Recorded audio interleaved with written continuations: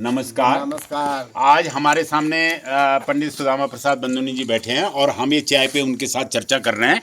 और भाई साहब पहले जैसे हम लोग भी गवर्नमेंट नौकरी कर रहे थे, वो खाद्य विभाग में नौकरी कर रहे थे, और धीरे धीरे उन्होंने जब रिटायरमेंट के बाद ये धोती पहनना शुरू किया और पंडिताई शुरू करी। तो इसी पे हम आज उनसे पूछते हैं कि भाई ये पंडिताई का और धोती पहनने का क्या रीजन है। भैया जब मैं रिटायरमेंट हुआ, हाँ जी, हाँ जी, तो मैंने बहुत से सोचा। किसी ने कहा कि ऑडिट करवा दो, किसी ने कहा हमारे यहाँ मैं कैश बुक भरना सिखा दो। अच्छा।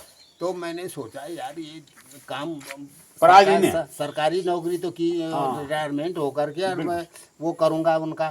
तो मैंने कहा भाई ये कार्य तो महिला को पैर छू जाता था वो सरदार, और कि माता जी भेज देना इनको, माता जी भेज देना। तो मैंने तमाम मंदिरों में पूछा कि भाई यहाँ मंदिरों में आवश्यकता है।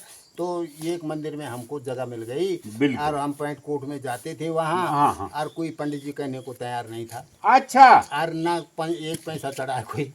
अच्छा, उन्होंने कहा कि भाई, मैंने कहा यार ये तो ये कालू पंडित जी आ गए तब तक। अच्छा। उन्होंने कहा अरे पंडित जी आप क्या पहन के आते हो, तो वो लगते हो कि कहीं सर्विस करते हो। सर्विस करते हो, पंडित जैसी बनो। मैंने कहा क्या करना है? बोली धोती पहनो, थोड़ा चंदन वंदन लगाओ। अच्छा। और मंदिर में गद्दी पे बैठ जाओ। कह दो गद्दी ठीक से बनाओ। जी। नहीं लाओ। अच्छा, तो मैंने वहाँ शुरू कर दिया। अच्छा।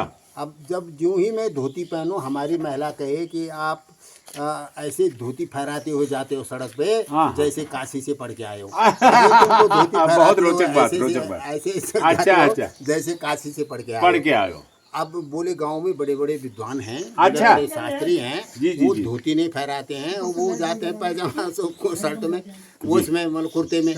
तो फिर जो है कि आप अब कान पक गए। तो मैंने कहा भाई बैठ जा भाई, कान पक गए मेरे ज्यादा। मैंने कहा महिला एक बात समझ ले तू। अच्छा। मेरी बात समझ में तब आएगी जब मैं एक श्लोक सुन ले मेरा। सुन लो, सुना। किम वांस सानेति विचारणीयम बांसा प्रधानम खल योग्यताया। वस्त्र पहला परिचय देता है। मैंने कहा बहुत बढ़िया बात, बहुत बढ़िया बात। पीताम्बरम वीक्ष ददो तनुजाम दिगंबरम वीक्ष विषम समुद्रा। और नंगी को देखा भोलेनाथ को, तो उसने विष दे दिया और उनको कन्यादान कर दी। कन्या का दान कर दिया। सही बात है, बहुत बढ़िया, बहुत बढ़िया। इसलिए पहनता हूँ, मुझे शौक नहीं धोती पहनने का, मगर इसमें सम्मान मिल रहा है। और इसमें मैं पंडित जो वो मेरा जो कार्य क्षेत्र ये हो रहा है। तो मैं गुरुजी आपसे ये पूछूंगा कि ये आप सफेद और जो पीताम्बरी धोती का क्या वो है? पीताम्बरी भगवान का वस्त्र है। अच्छा। नारायण के। और ये सफेद? और सफेद तो ऐसा है कि सफेद भी है। अच्छा, हाँ, उसका मतलब मैं तो कहाँ पे सफेद पहनना चाहिए? कहीं देवताओं पे सफेद लंगोट चढ़े जाए। अच्छा। और कहीं कहीं पे पीली, कहीं कहीं पे लाल। अच्छा। लाल चढ़ता है। बहुत बढ़िया, बहुत बढ़िया। देवताओं का विवरण है। ये लंबा लंबा हो जाएगा। तो सफेद तो इसलिए है कि श्वेता सब भलो। अच्छा। श्वेता भलो न केश। अच्छा। सब भला है। श्वेता सफेद दूध बढ़िया ही लगता है। सभी भोलेनाथ को दूध और दही सफेद ही चढ़ता है। ना जब उनका पारण वो होता है। बढ़िया बढ़िया। श्वेता सब भलो, श्वेता भलो न केश माने बाल। बाल। और घरवाली रीझे न रिपुडरे। घरवाली रीझे न रिपुडरे आंगन भय विदेश।